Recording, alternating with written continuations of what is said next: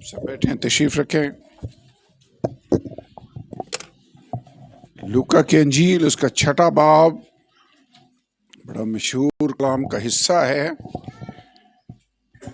और हम 2 हफ्ते से इसी हवाले को पढ़ रहे हैं और यहीं से स्टडी कर रहे हैं। और उन दिनों ऐसा हुआ, लूका 6 बाब आयत नंबर 12, कि वो पहाड़ पर दुआ करने को निकला और खुदा से दुआ करने में सारी रात गुजारी।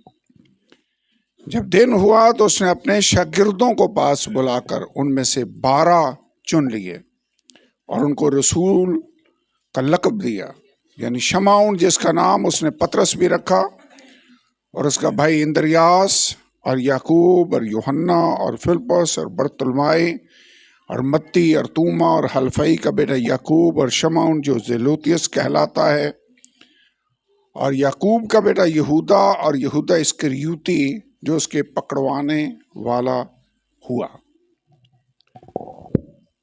हम स्टडी कर रहे हैं खुदावंद यीशु के 12 शागिर्दों को। मेरे ख्याल में यह स्टडी बड़ी अहम है। चंद बातें हम ऑलरेडी सीख चुके हैं। जो मैंने लिस्ट आपके सामने पढ़ी है, ये 12 शागिर्दों के नाम हैं, और बाद में हमने बारी बारी हर शागिर्द की थोड़ी सी डिटेल है जो आपके साथ शेयर की, और आज चंद और नाम हैं जिनको हम देखना चाहते हैं। क्यों हम ये स्टडी कर रहे हैं? वाई? मेरे ख्याल में वजह यह है कि जैसे ये शागिर्द थे, हम में से हर एक खुदावंद यीशु से सीखने वाला है, शागिर्द है। कितने हैं जो अपने आप को शागिर्द समझते हैं? शागिर्द हैं। हम में से हर एक खुदावंद का शागिर्द है। और इन शागिर्दों को खुदावंद ने बुलाया। उनमें से अक्सर को उसने कहा मेरे पीछे हो ले। वो सब को छोड़कर उसके पीछे हो लिए। कई जगहों पर उन्होंने कश्तियां छोड़ दी, अपने जाल छोड़ दिए, अपने बाप को वहां पर छोड़ा और यीशु के पीछे हो लिए। उन्होंने अपनी फैमिलीज को पीछे छोड़ा और यीशु के पीछे हो लिए। ये 12 शागिर्द अभी तक हमने देखा है कि मुख्तलिफ तबका फिक्र से ताल्लुक रखते थे, मुख्तलिफ लेवल्स के लोग थे। उनमें से अक्सरियत माहीगीर थे, मछलियां पकड़ने वाले। उनमें से एक है जो टैक्स कलेक्टर था, मत्ती, मसूल लेने वाला। एक उनमें ऐसा भी था जो यीशु को पकड़वाने वाला बाद में बन गया, यहूदा इस्करियोती उसका नाम था। कई ब्रदर्स भी थे, सगे भाई, इंद्रियास और पतरस, याकूब और यूहन्ना। खुदावंद ने उनको बुलाया और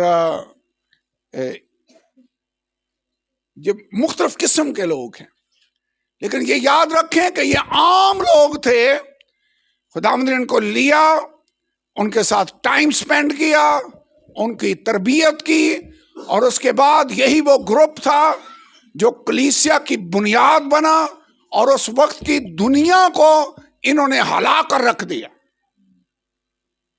मगर आज भी जरूरत है कि आज के इस दौर में 2025 के अंदर कितने अरब लोग हैं दुनिया के अंदर, उनको खुदावंद यीशु की खुशखबरी पहुंचाई जाए।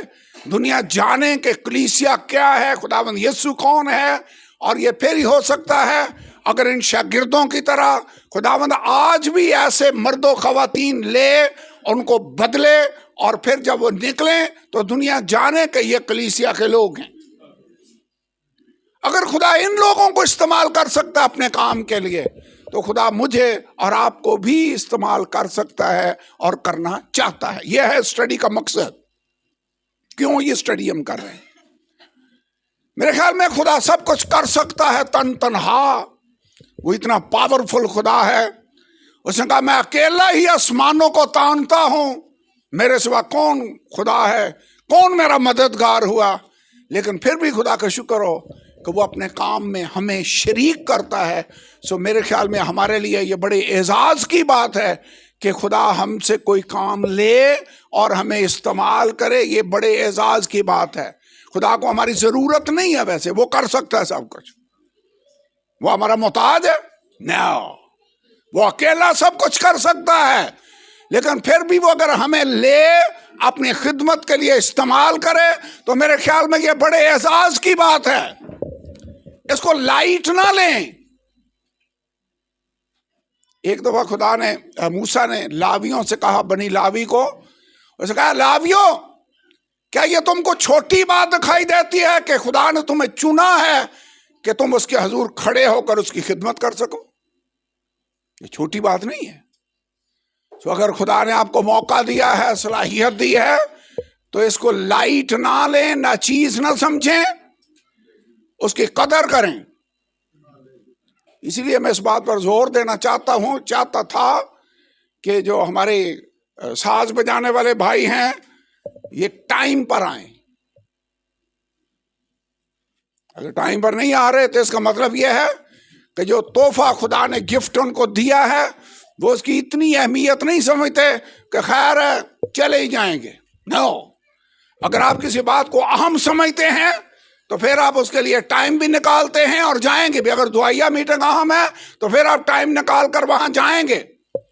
अगर आप समझते हैं शादी में जाना अहम है और पैसे ना भी हो तो आप किराया पकड़कर कराची चले जाते हैं, तो क्यों जाते हैं? जो कि आप समझते हैं ये अहम है।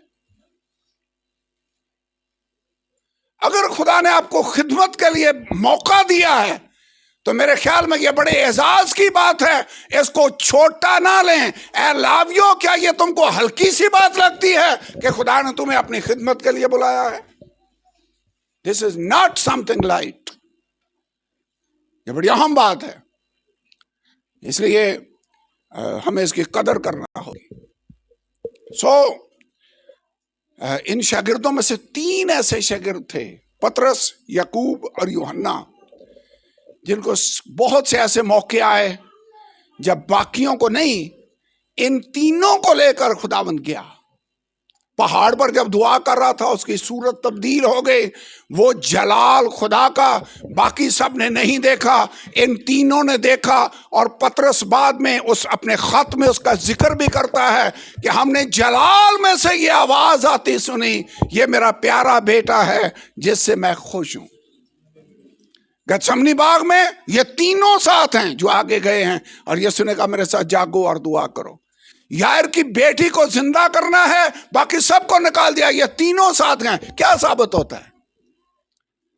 कुछ लोग हैं जिनको खुदा स्पेशल टाइम देता है, जो खुदा के इनर सर्कल में होते हैं। कितने हैं जो यहां पर जो आम शागिर्द नहीं रहना चाहते बल्कि खुदावंद के खास शागिर्द बनना चाहते हैं, जैसे पतरस और याकूब और यूहन्ना थे।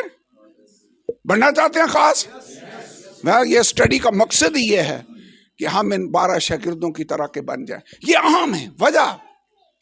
वजह यह है कि ये कलीसिया तामीर ही इन रसूलों की तालीम पर हुई है, क्योंकि इफिसियों के खत में लिखा है, तुम रसूलों और नबियों की नींव पर जिसके कोने के सिरे का पत्थर खुद मसीह यीशु है, तामीर किए गए हो।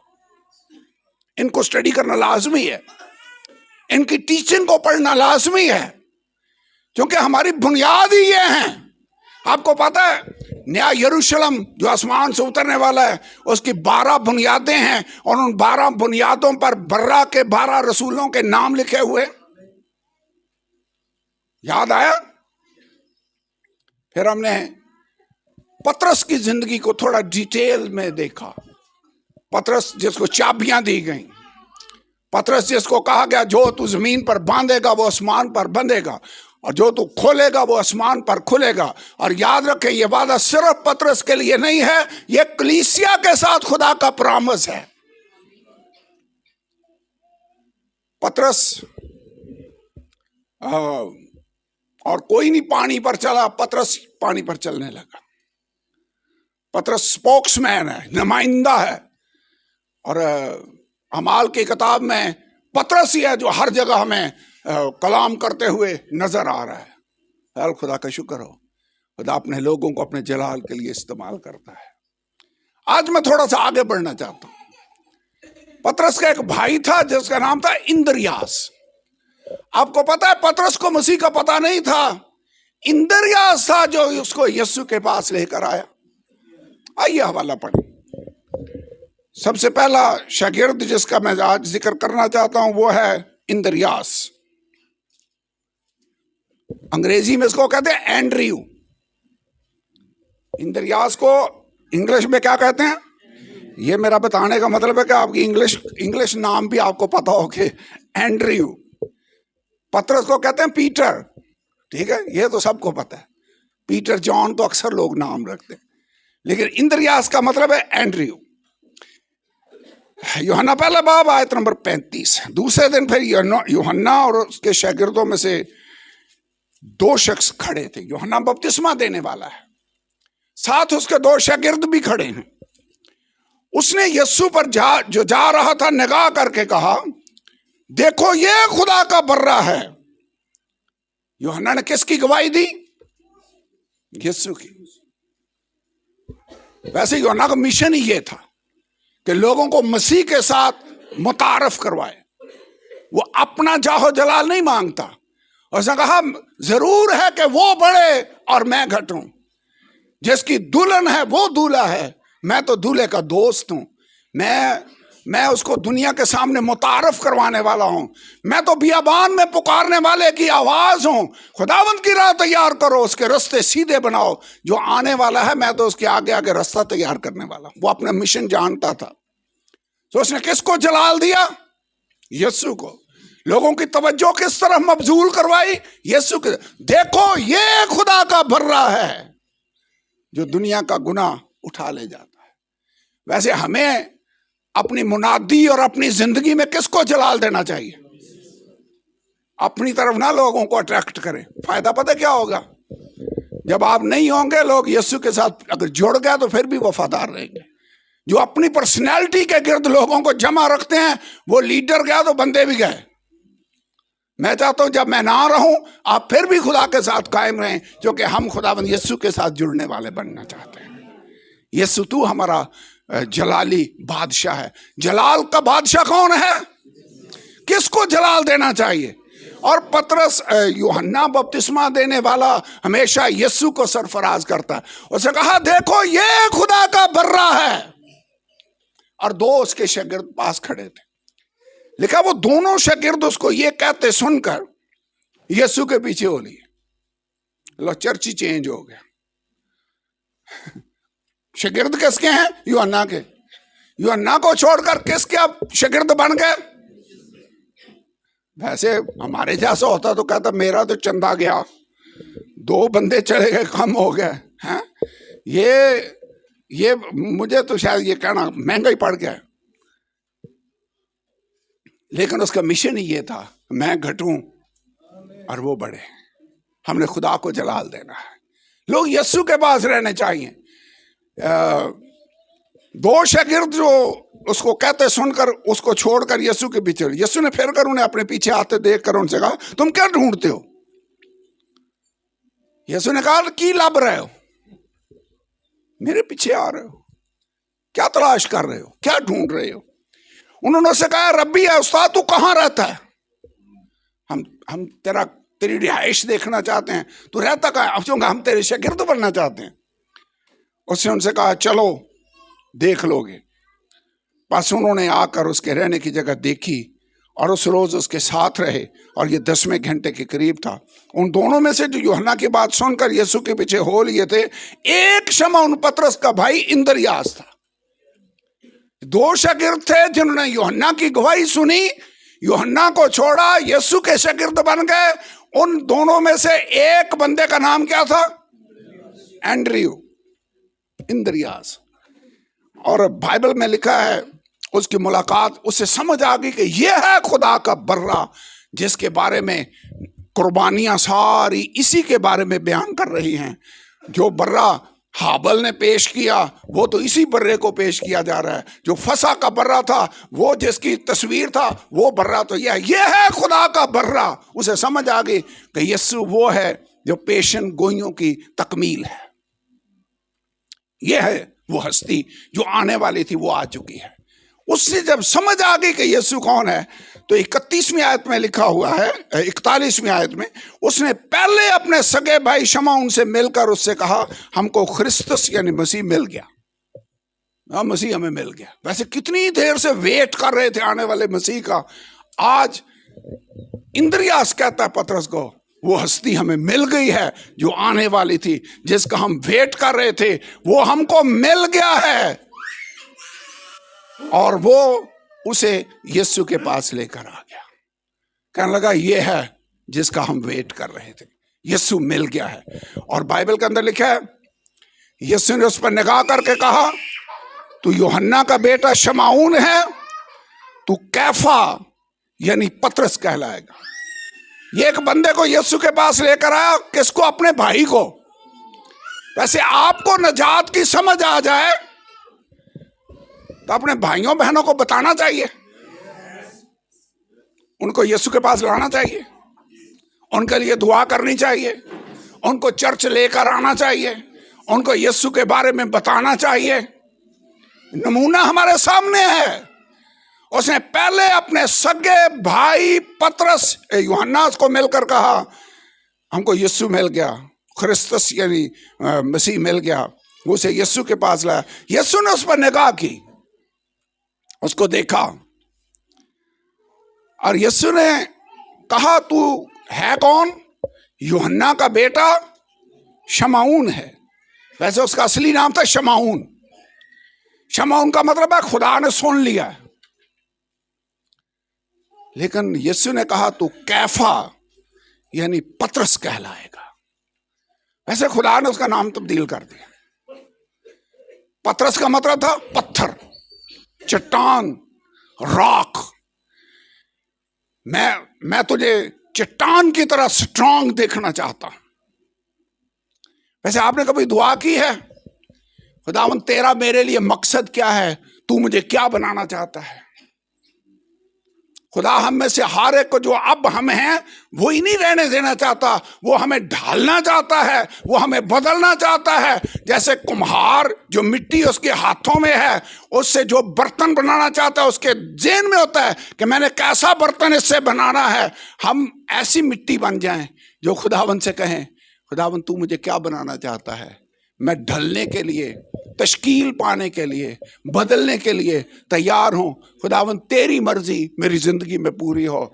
अगर तू मुझे चट्टान बनाना चाहता है, अगर तू मुझे जो भी बनाना चाहता है, खुदावन मैं बनने के लिए तैयार। वैसे खुदा हम में से हर एक के लिए कोई ना कोई मकसद रखता है, वो हमें कुछ बनाना चाहता है।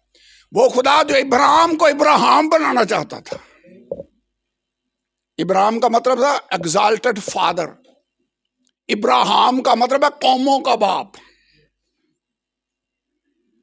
ये मेरा प्रोग्राम, मैं तुझे खाली एग्जाल्टेड फादर जो सरफराज बाप नहीं रहने दूंगा, मैं तुझे कौमों का बाप बनाऊंगा। वैसे खुदा ने बनाया भी उसको।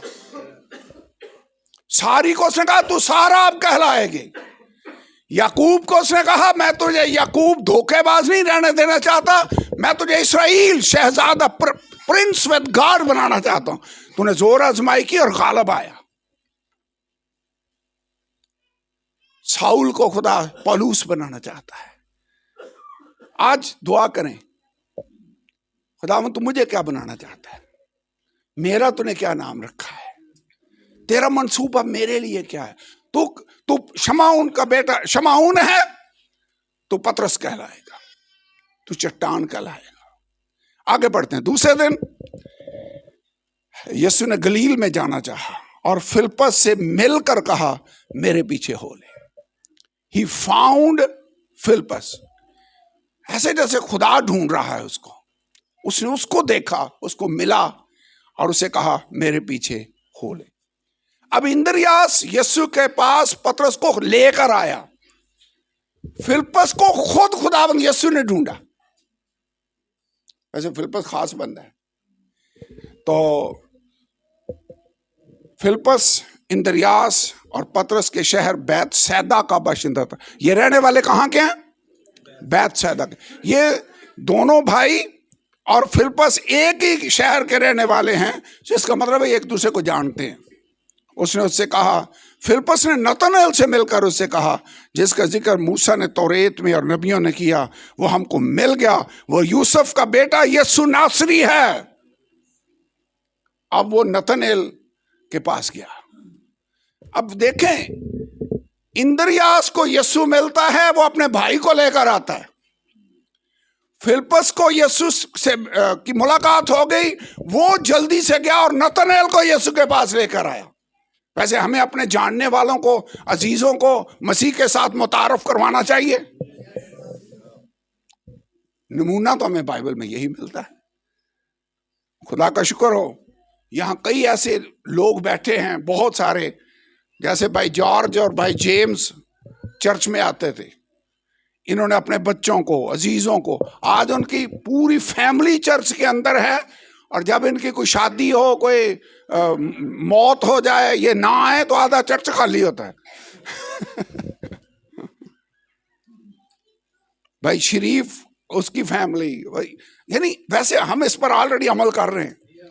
जब आपको समझ आ जाए कि यीशु जिंदगी है, ये वही है जिसका जिक्र नबियों ने किया, मुझे यीशु मिल गया, आओ आप भी उसके पास आ जाओ।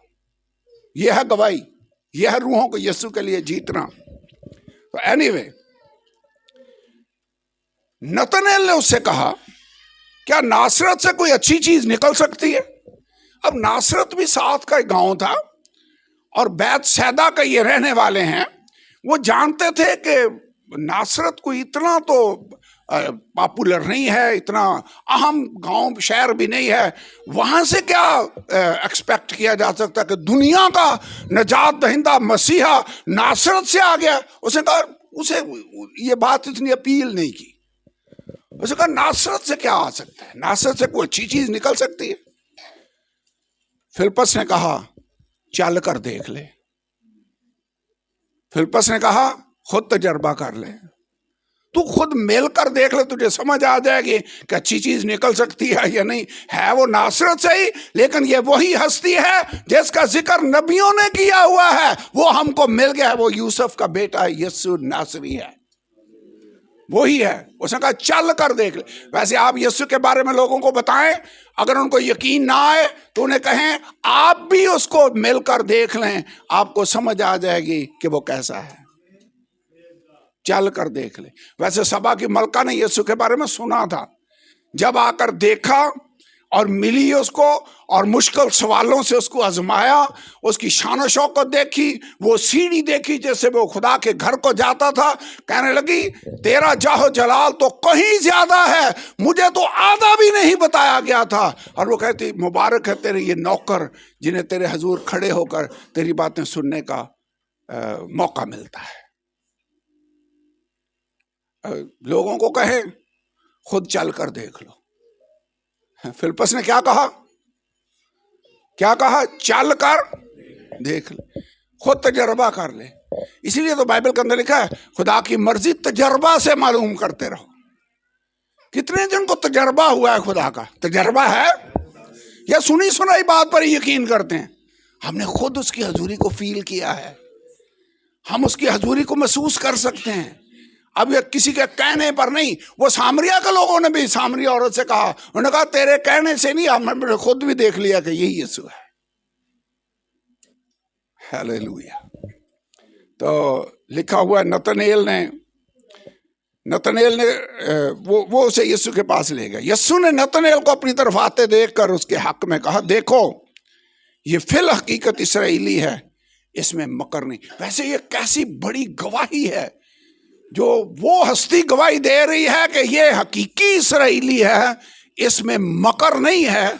अगर खुदा किसी के बारे में ऐसी गवाही दे तो ये मेरे ख्याल में बड़ी ऑथेंटिक गवाही है। वैसे क्या खुदा हमारे बारे में ऐसी गवाही देगा? ये बंदा बिल्कुल प्योर है, इसमें कोई मिलावट नहीं है, इसमें कोई दो नंबरी नहीं है, ये फिल हकीकत इस्राएली है, इसमें कोई मकर नहीं है। काश हम में से हर एक के बारे में खुदा ऐसी गवाही दे कि ये है बंदा। और अब देखें अगली आयत में लिखा है, नतनएल ने उससे कहा तू मुझे कहां से जानता है? नतनएल कहने लगा खुदावंद मैं तो आज पहली बार तुझसे मिल रहा हूं, हमारी तो मुलाकात ही आज पहली है, तू मेरे बारे में कैसे जानता है? मैं कैसा हूं, मेरे अंदर के बारे में तुझे क्या, तू मुझे कहां से जानता है? यीशु ने उसके जवाब में उससे कहा, इससे पहले कि फिलिप्पस ने तुझे बुलाया, जब तू अंजीर के दरख्त के नीचे था, मैंने तुझे देखा। यीशु जानता था बुलाया इसको किसने है। वो जानता था ये बुलाने से, जब बुलाया तो ये उससे पहले एक दरख्त था अंजीर का जिसके नीचे ये बैठा हुआ था। उसने कहा मैं तुझे देख रहा था, तू अंजीर के दरख्त के नीचे बैठा था, फिलिप्पस ने तुझे बुलाया और अब तू यहां मेरे सामने है। वैसे खुदा हमारे बारे में जानता है कि हम कहाँ बैठते हैं, कहाँ सोते हैं, किन महफिलों में बैठते हैं, कहाँ ताश खेलते हैं, कैसी जुबान हमारी है। खुदा वैसे जानता है हमारे बारे में सारा कुछ। खुदा सब कुछ जानता है, उसे कोई बात छुपी हुई नहीं है। नतनेल को उसने कहा इससे पहले के ये तुझे बुलाता, तू फलां दरख्त के नीचे बैठा हुआ था, मैंने तुझे देखा। वैसे खुदा की निगाह आप पर है। खुदा हम में से हर एक को देख रहा है। इवन जो बातें आप करते हैं खुदा वो सुन रहा होता है। खुदा बातें सुनता है, बिल्कुल सुनता है। उसने कहा इससे पहले कि फिलिप्पस तुझे बुलाता, तू अंजीर के दरख्त के नीचे था, मैंने तुझे देखा। नतनेल ने उसको जवाब दिया, ए रब्बी, तू खुदा का बेटा है, तू इस्राएल का बादशाह है। इतनी सी बात पर फौरन नतनेल यकीन कर गया, ईमान ले आया कि तू खुदा का बेटा है और तू इस्राएल का बादशाह है। कई दफा लोगों को सर खपा लेते हैं हम, समझा के लोगों को ईमान लाना मुश्किल हो जाता है। इस बंदे ने एक उसका जुमला सुना, उसे समझ आ गई कि यही हकीकी मसीह है। उसने कहा तू इस्राएल का बादशाह है, तू मसीह है।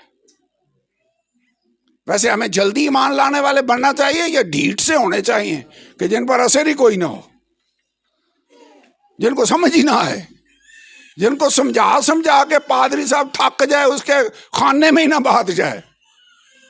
खाने में जा रही होती है, वैसे कबूल नहीं करना चाहते कई दफा। उन्हीं में इंद्रियास की ये खूबी है नतनेल की कि ये फौरन खुदावंद यीशु का यकीन कर लेता है। मैं भी वैसे उसका यकीन करने वाला बनना चाहता हूँ। शागिर्दों को हम स्टडी कर रहे हैं, ये वैसे कैसे थे। इसने एक मौजज़ा देखा, उसने कहा मैंने तुझे देखा, तू अंजीर के दरख्त के नीचे। उसने कहा खुदावंद तू, ए रब्बी, तू इस्राएल का बादशाह है, तू खुदा का बेटा है। रब्बी, रब्बी का मतलब है उस्ताद। उसने उसको उस्ताद मान लिया। यीशु ने जवाब में उससे कहा, मैंने जो तुझसे कहा कि मैंने तुझको अंजीर के दरख्त के नीचे देखा, क्या तू इसीलिए ईमान लाया है? तू इनसे भी बड़े बड़े माजरे देखेगा। यह तो छोटी सी बात है जो मैंने तुझे दिखाई है, तू इससे भी बड़े बड़े माजरे देखेगा। और फिर उसने कहा अब से तुम इब्ने आदम, आसमान को खुला हुआ और खुदा के फरिश्तों को इब्ने आदम पर उतरते और जाते हुए देखोगे, क्योंकि मैं ही वो सीढ़ी हूँ जो याकूब ने पुराने अहदनामे में देखी थी, जिस पर फरिश्ते आ जा रहे थे, जो आसमान और ज़मीन को मिलाने वाली जगह बन गई थी। क्योंकि खुदा के साथ अगर मिलाप किसी ने करवाया है तो वो खुदावंद यीशु मसीह है। और उसने लिखा है खुदा ने मसीह में होकर दुनिया के साथ मेल मिलाप कर लिया और मेल मिलाप की खिदमत उसने हमारे सुपुर्द की है। खुदा का शुक्र है, यीशु है वो सीढ़ी जो खुदा के साथ आपको मिला सकती है। कोई राह, हक और जिंदगी मैं हूं, कोई मेरा वसीला के बगैर बाप के पास नहीं आता। रास्ता कौन है? खुदा यीशु है। सो फिलिप्पस पर मैं थोड़ी सी बात और करना चाहता हूं। फिलिप्पस नाम जो है, फिलिप अंग्रेजी में है, ये यूनानी नाम है। आपको पता रोमियों से पहले रोम की सल्तनत आलमगीर सल्तनत थी, इससे पहले यूनान की सल्तनत थी। और यूनान मकदूनिया का एक बंदा था, सिकंदर आजम जिसको कहते हैं, वो उठा और उसने उस वक्त की दुनिया को फतह कर लिया। उसका नाम क्या था? अलेक्जेंडर द ग्रेट, सिकंदर आजम।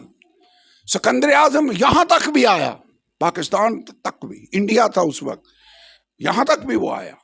यूनानियों की जब सल्तनत फैली तो यूनानी जबान भी हर जगह इस्तेमाल होने लगी। जैसे अंग्रेजों की हुकूमत बड़े सगीर पर भी रही, कई मुल्कों पर रही, अंग्रेजी हमारी ऑफिशियल लैंग्वेज भी बनी हुई है। क्यों? क्योंकि अंग्रेजों की यहां हुकूमत रही है। इसराइल के अंदर भी ऑफिशियल लैंग्वेज, उनकी दफ्तरी जो लैंग्वेज थी वो यूनानी थी।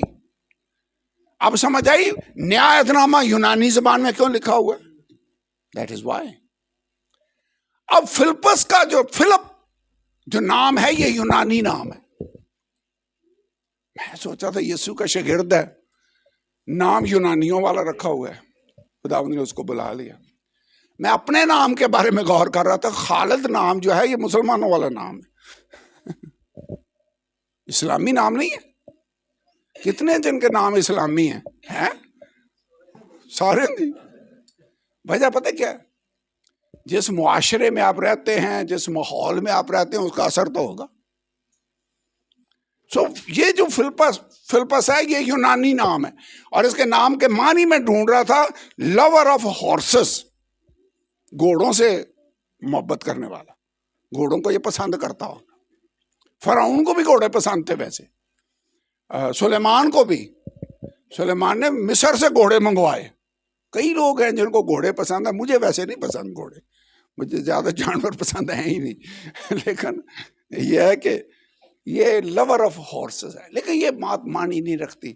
मेरे ख्याल में आम बात यह है, मसीह के पास आने से पहले हम जो कुछ भी हों, जब मसीह के पास आ जाएं तो हम वो पहले वाले नहीं रहते, बल्कि खुदा हमें बदल देता है। फिलिपस का नाम यूनानी नाम है, लेकिन जब ये यीशु के पास आया तो ये पहले जैसा नहीं रहा। इसको ये भी बैतसैदा का रहने वाला था। एक और नुक्ता, एक और फिलिपस का भी जिक्र है बाइबल में, जो सामरिया में गया और जिसने जाकर मुनादी की। याद आया? जिसने हबशी खोजे को भी बपतिस्मा दिया। वो ये वाला फिलिपस नहीं था। वो अमाल 6 बाब में जिन 7 लोगों को चुना गया कि रोटियां तकसीम करने का काम करें, वो उनमें से एक था फिलिपस, और एक उनमें से स्तिफनस, जिसको संसार भी कर दिया गया। ये वाला जो फिलिपस मसीह का शागिर्द है, 12 शागिर्दों में से एक है। ये फिलिपस जो डीकन, जो चुनेगा लोग, उनसे फर्क है। क्लियर है भाई? आमर को ज्यादा क्लियर होगा, इन्होंने अमाल की किताब पढ़ी है, पढ़ाई है, वहां पर ये बड़ा क्लियर नजर आता है कि ये 12 शागिर्दों में से फिलिपस नहीं है, जो अमाल की किताब 8वें बाब में जिसका हमें जिक्र मिलता है। यूहन्ना की इंजील 21वां बाब अगर आप मेरे साथ खोलें तो यहां पर मसीह के, ये इसको हम बाद में भी रेफर करेंगे, लेकिन मसीह यीशु के मसलूब होने के बाद सारे शागिर्द बड़े डिस्करेज हो गए कि ओ, जिस पर हमारे उम्मीद थी, जो हमारा उस्ताद था, वो तो अब मर चुका है, उसको हमारे सामने कब्र में रख दिया गया है, अब क्या होप रह गई है? हमें तो उम्मीद थी कि यही रोमियों का तख्ता उल्ट कर अपनी बादशाही कायम करेगा। बड़े डिस्करेज हो गए। बाद में तीसरे दिन उन्हें कई रिपोर्टें मिली कि वो जिंदा हो चुका है। इससे पहले 20वां बाब आप पढ़कर देखें, यहां पर 12 को जब वो कमरे में बंद थे, दरवाजे बंद किए हुए थे, वो बीच में आ खड़ा हुआ और कहने लगा तुम्हारी सलामती हो। तो इसके बाद 21वें बाब में लिखा हुआ है, पहली आयत, इन बातों के बाद यीशु ने फिर अपने आप को तिब्रियास की झील के किनारे शागिर्दों पर जाहिर किया, और इस तरह जाहिर किया कि शमौन पतरस और तूमा जो तवाम कहलाता है, और नतनएल जो काना गलील का बाशिंदा था, और जब्दी के बेटे और उसके शागिर्दों में से 2 और शख्स जमा थे, और दूसरा शागिर्द जिसका जिक्र यहाँ पर है वो फिलिपस है मेरे ख्याल में, क्योंकि ये उसी गांव का ही रहने वाला है। लिखा, शमौन पतरस ने उनसे कहा मैं मछली के शिकार को जाता हूं।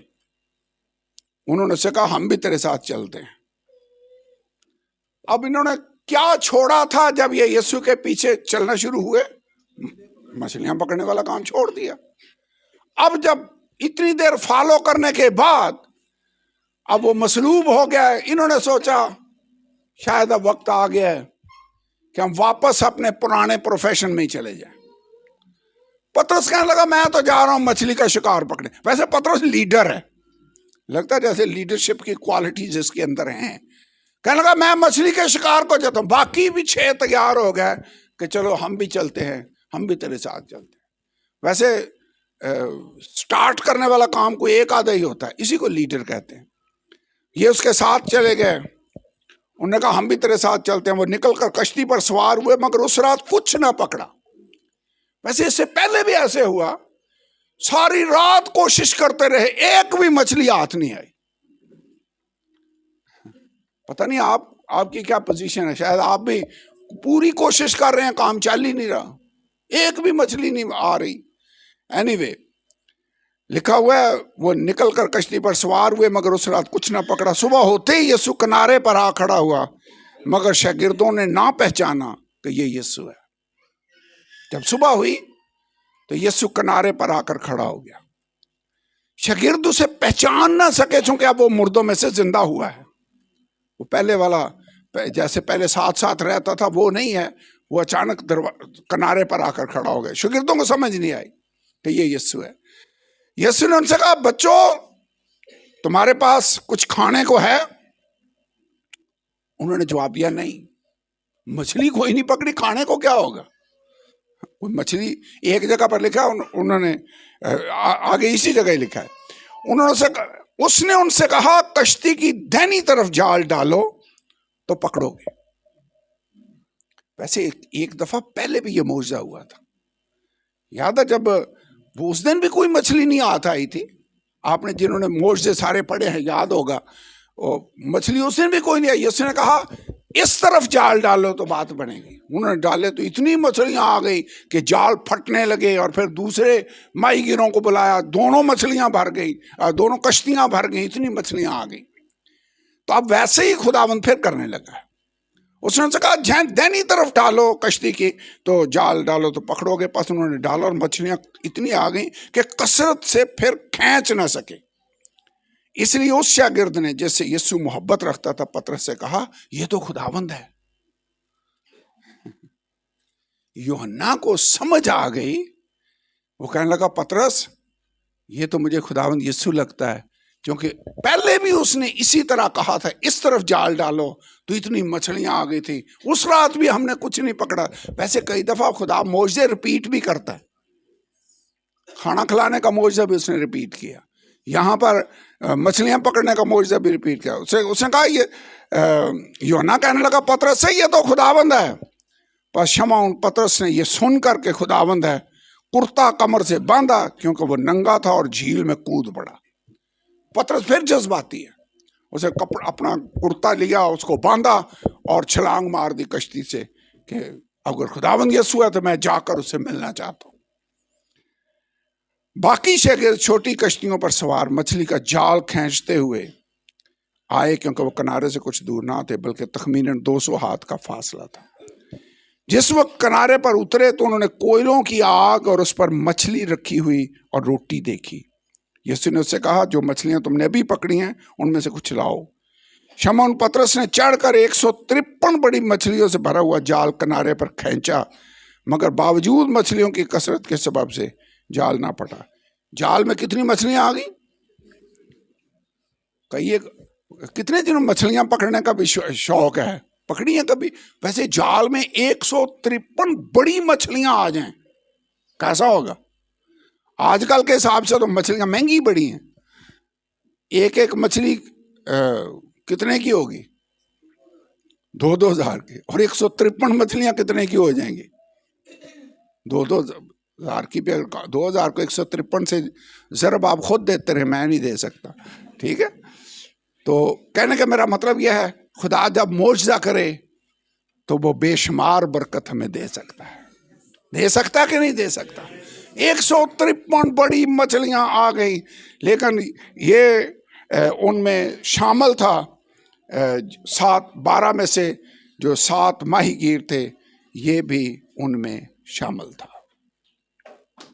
इसके बाद यूहन्ना की इंजील 6 बाब में फिलिप्पस का एक और जिक्र हमें मिलता है। यूहन्ना की इंजील उसका 6 बाब, यहां पर 5वीं आयत से मैं पढ़ने लगा। पहली आयत से, इन बातों के बाद यीशु गलील की झील तिबरियास की झील के पार गया। ये फिर वही झील है जो यूहन्ना 21 बाब में हमने देखी है। तिबरियास की झील, इसको गलील की झील भी कहा जाता है। बड़ी भीड़ उसके पीछे हो ली, क्योंकि जो वो मौज से बीमारों पर करता था वो उसको देखते थे। बड़ी भीड़ क्यों जमा हो गई? मौजों की वजह से। आगे लिखा हुआ है यीशु पहाड़ पर चढ़ गया, अपने शागिर्दों के साथ वहां बैठा। यहूदियों की ईद फसह नजदीक थी। बस जब यीशु ने अपनी आंखें उठाकर देखा कि बड़ी भीड़ मेरे पास आ रही है, तो फिलिप्पस से कहा, सारे शागिर्दों में से 12 शागिर्दों में से किसको मसीह ने मुखातब किया? फिलिप्पस को उसने कहा, हम इनके खाने के लिए कहां से रोटियां मोल ले? इतनी भीड़ आ गई है। फिलिप्पस, मुझे लगता पता क्या है कि जैसे यहूदा इस्करियोती को खजांची बनाया हुआ था ना खुदावंद ने, पैसे का सारा मामले वो डील करता था। जैसे हमने खाने का कोई प्रोग्राम करना हो तो हम कहते हैं जी भाई तारक कर लेगा ठीक है। कोई और अरेंजमेंट करना हो, मैंने जाना हो तो मैं कहूँगा ओके भाई आमर आप कलाम सुना ले, या भाई अपना अरशद सुना ले, या व्हाटएवर। ये जो फिलिप्पस, आपको क्या लगता है? खुदावंद ने ऐसे ही उसे कह दिया कि इतने लोग आ गए हैं, फिलिप्पस इतने लोगों के लिए हम रोटियां कहां से लाएं? इसका मतलब है तैयारी कर ले, पब्लिक आ गई है, इनको मैं खाना खिलाना चाहता हूं। सो लगता है फिलिप्पस ने अरेंजमेंट कैलकुलेशन शुरू कर दी। कई लोग बड़े अच्छे हैं, पहले हिसाब किताब लगाना शुरू कर देते हैं। इसने भी कैलकुलेशन शुरू कर दी। लिखा हुआ है 6 आयत, मगर उसने उसे आजमाने के लिए ये कहा था, क्योंकि वो आप जानता था कि मैं क्या करूंगा। जरूरत इतनी बड़ी है, लेकिन खुदावंद उसको टेस्ट कर रहा है कि ये भला क्या कहता है, इसने क्या सोचा हुआ है। उसने उसको आजमाने के लिए ये कहा था, क्योंकि वो जानता था कि मैं मौजज़ा करने वाला हूं। 5 रोटियों और 2 मछलियों वाला मौजज़ा होने लगा है। तो लिखा हुआ है, फिलिप्पस ने उससे कहा, क्या 200 दिनार की रोटियां इनके लिए काफी ना होंगी? क्या हरे को थोड़ी थोड़ी मिल जाए? लगता है मुझे उसने थोड़ा सा हिसाब लगाया कि लोग कितने होंगे, फिर उसने सोचा है कि कितनी रोटियां ले आए को हारे को थोड़ी थोड़ी मिल जाए। तो ये बंदा वैसे इंतजामिया का लगता है, एडमिनिस्ट्रेटर टाइप लगता है। इसने बंदे गिने हैं, इसने हिसाब किताब लगाया कि कितनी रोटियां ले आए तो सबको थोड़ी थोड़ी मिल जाएगी। 200 दिनार की रोटियां काफी होंगी कि हरे को थोड़ी थोड़ी, वैसे पेट तो नहीं भरेगा, शेर तो नहीं होंगे, लेकिन थोड़ी थोड़ी मिल जाएगी, इसका मैं गुजारा हो जाएगा। 200 दिनार की रोटियां। उसके शागिर्दों में से एक, यानी शमौन पतरस के भाई इंद्रियास, फिर इंद्रियास आ गया।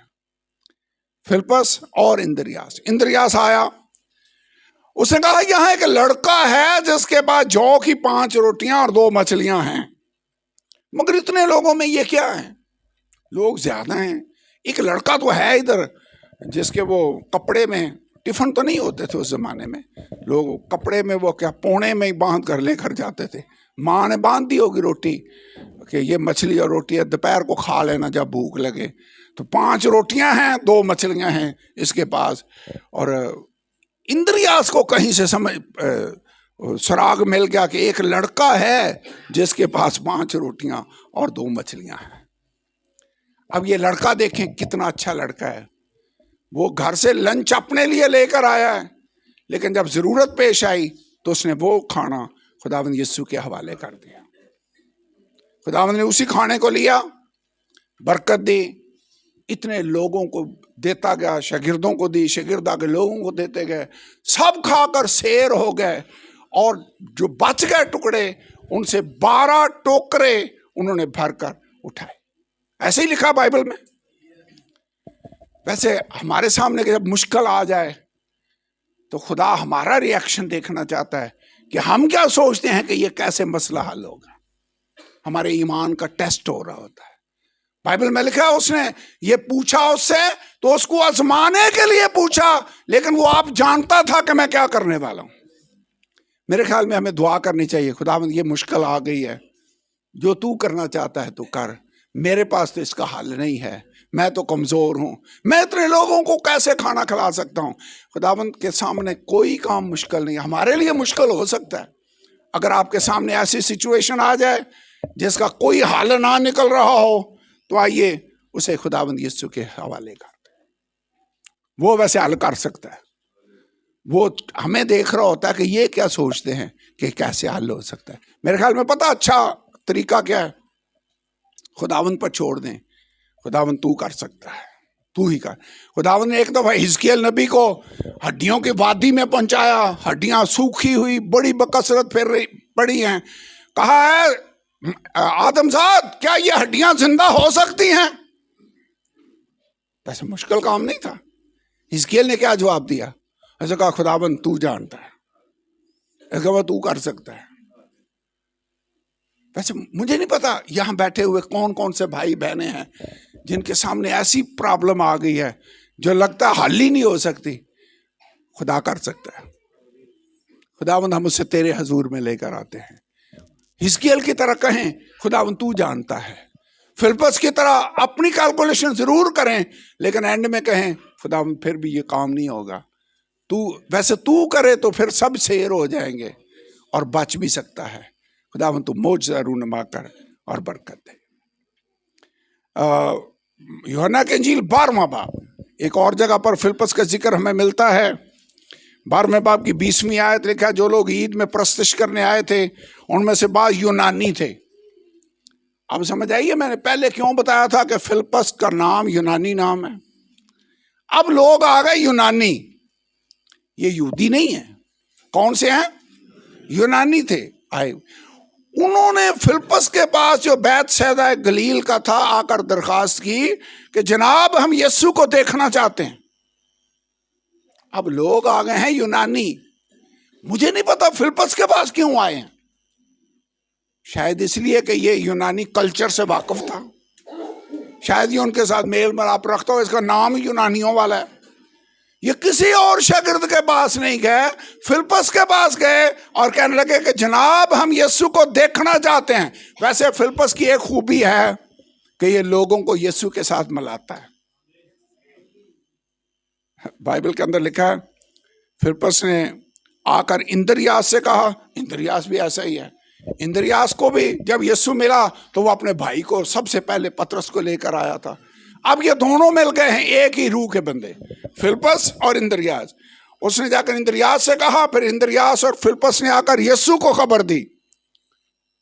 यीशु ने जवाब में उनसे कहा, वो वक्त आ गया कि इब्ने आदम जलाल पाए। ये बंदा यूनानियों के साथ मिलता है और उनको मसीह के पास लाने का वसीला ठहरा। आखिरी आयत एक और मैं पढ़ना चाहता हूं, यूहन्ना की इंजील उसका 14वां बाब। ज्यादा वैसे फिलिप्पस के बारे में यूहन्ना ने बयान किया है। पहली आयत, तुम्हारा दिल न घबराए, तुम खुदा पर ईमान रखते हो, खुदा मुझ पर भी ईमान रखो। खुदा पर ईमान रखते हो, मुझ पर भी ईमान रखो। इसका मतलब मैं खुदा हूं। मेरे बाप के घर में बहुत से मकान हैं, अगर ना होते तो मैं तुमसे कह देता। अब उसने बाप की बात की, क्योंकि मैं जाता हूं ताकि तुम्हारे लिए जगह तैयार करूं, और अगर मैं जाकर तुम्हारे लिए जगह तैयार करूं तो फिर आकर तुम्हें अपने साथ ले लूंगा, ताकि जहां मैं हूं वहां तुम भी हो, और जहां मैं जाता हूं तुम वहां की राह जानते हो। तूमा ने उससे कहा।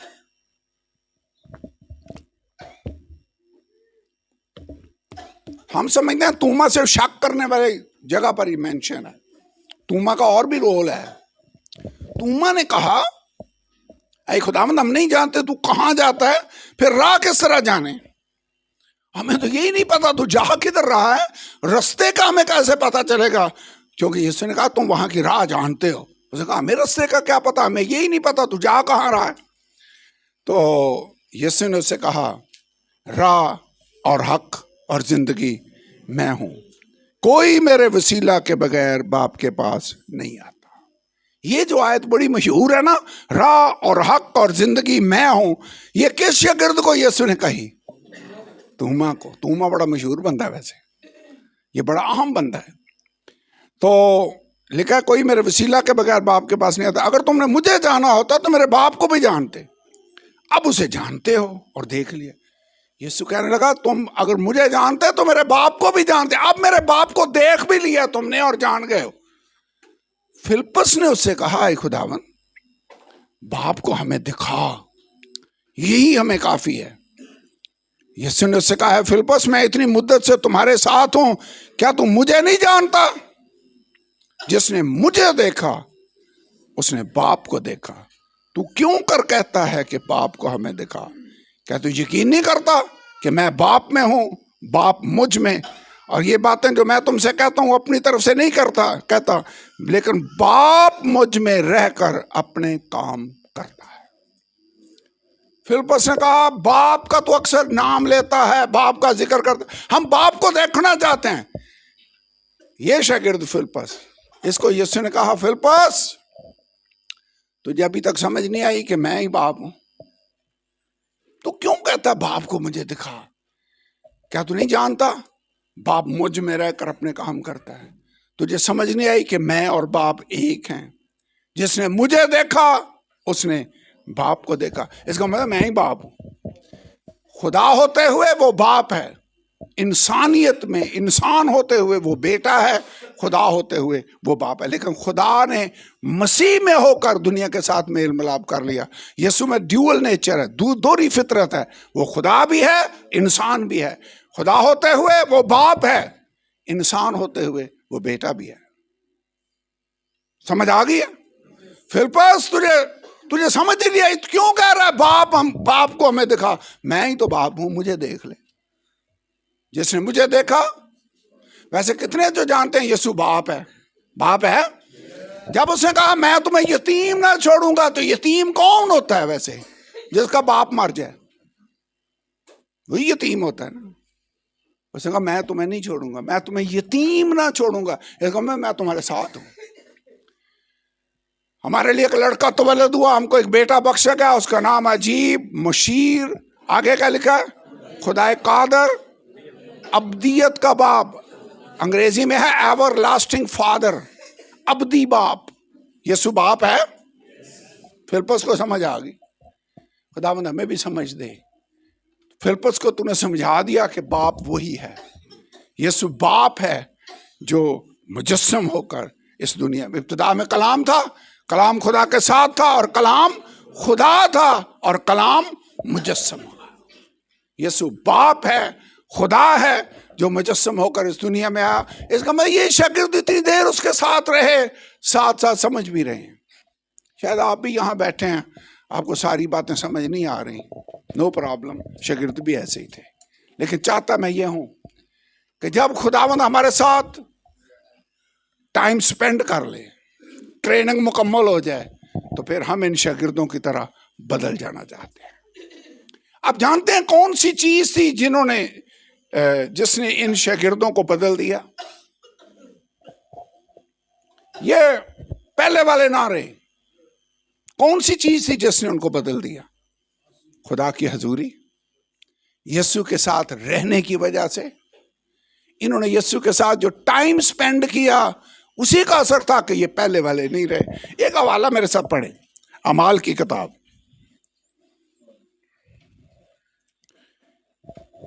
अमाल 3 बाब में जन्म के लंगड़े को शफा मिली। पतरस ने कहा सोना चांदी तो मेरे पास है नहीं, जो है वो तुझे दिए देता हूं, यीशु मसीह नासरी के नाम से उठ और चल फिर। लोगों ने कहा कैसे ये ठीक हो गया? इन्होंने कहा यीशु मसीह नासरी के नाम से जिसको तुमने मसलूब किया, ये बंदा तंदुरुस्त तुम्हारे सामने खड़ा है। उन्हें तो फिक्र पड़ गई कि ये तो मकाम खराब हो गया। उन्होंने पकड़कर पतरस और यूहन्ना को जेल में डाल दिया, फिर सदर अदालत के सामने ले गए। वहां उन्होंने कहा कि अब तुमने इसका नाम लेकर बात नहीं करनी। और फिर उन्होंने कहा सिर्फ शफाई नहीं, 11 आयत में कहने लगे ये वही है जो पत्थर है जिसे तुम मेमारों ने हकीर जाना, और वो कोने के सिरे का पत्थर हो गया। किसी दूसरे के वसीला से निजात भी नहीं है। शफाई नहीं, निजात भी यीशु के बगैर नहीं है, क्योंकि आसमान के तले आदमियों को कोई दूसरा नाम नहीं बख्शा गया जिसके वसीला से हम निजात पा सके। 13 आयत पर गौर करें, क्या लिखा है? जब उन्होंने पतरस और यूहन्ना की दिलेरी देखी और मालूम किया कि ये अनपढ़ और नावाकिफ आदमी है, तो ताज्जुब किया। फिर उन्हें पहचाना कि ये यीशु के साथ रहे हैं।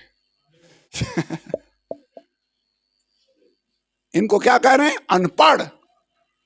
वैसे माई गिर जो मछलियां पकड़ने वाले हैं वो PhD होते हैं,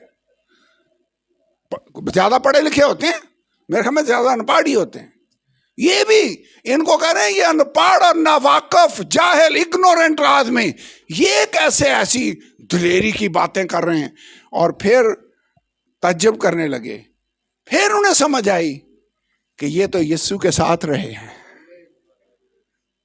यीशु के साथ ये पता क्यों बदल गया, क्यों दिलेर हो गया, क्यों इनमें हिकमत आ गई, क्यों पतरस ने बाद में 2 खत लिखे जिसमें गहरी हिकमत की बातें लिखी हुई हैं।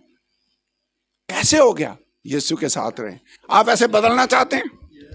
ये स्टडी पता मैं क्यों करवा रहा हूं? इसलिए कि ये आम लोग थे जिनको यीशु ने लिया और उन्हें खास बना दिया, क्योंकि वो खाक पर से लोगों को लेता है और उन्हें शहजादों के साथ बैठा देता है, और तब्दील जो चीज करती है वो खुदावंद यीशु की हजूरी है। उन्होंने पहचाना कि ये यीशु के साथ रहे हैं।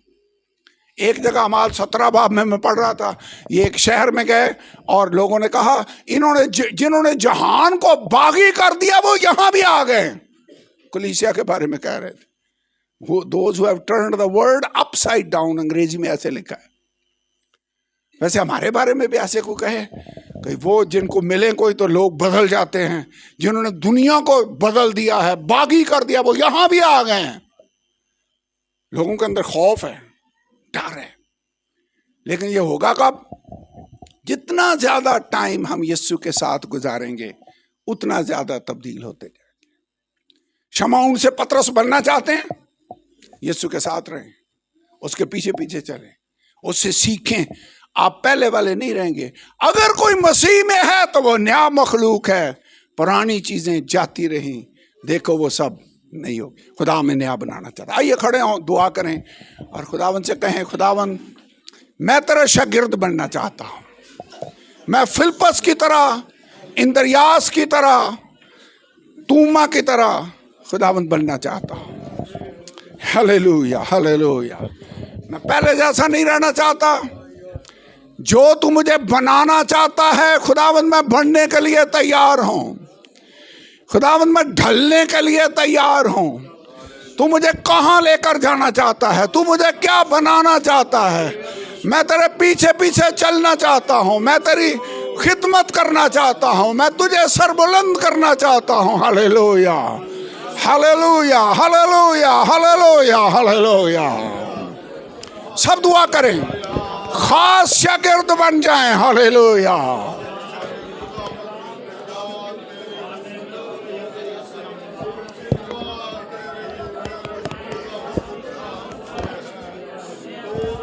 Hallelujah, hallelujah, hallelujah, hallelujah, hallelujah, hallelujah, hallelujah.